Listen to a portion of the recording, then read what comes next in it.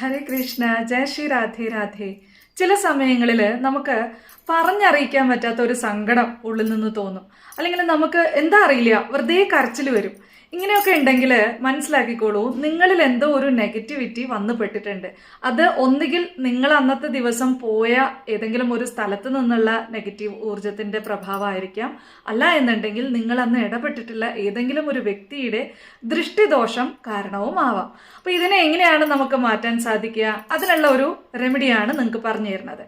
കുളിക്കുന്ന സമയത്ത് നിങ്ങൾ ആ കുളിക്കുന്ന വെള്ളത്തിൽ കുറച്ച് കല്ലുപ്പിട്ടിട്ട് ആ വെള്ളം കൊണ്ട് നിങ്ങൾ കുളിക്കുക. നിങ്ങളുടെ ഉള്ളിലുള്ള ആ സങ്കടം ആ വെള്ളത്തിൽ ഒഴുകി പോകുന്നതായിട്ട് സങ്കല്പിച്ചുകൊണ്ട് കുളിക്കുക.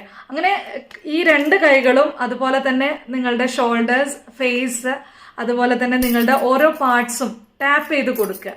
എന്നിട്ട് ആ വെള്ളം നിങ്ങൾ തലയിൽ ഒഴിക്കാതെ ദേഹത്ത് മാത്രമായി ഒഴിച്ച് കുളിച്ച് വരികയാണെന്നുണ്ടെങ്കിൽ വ്യത്യാസം കാണാം.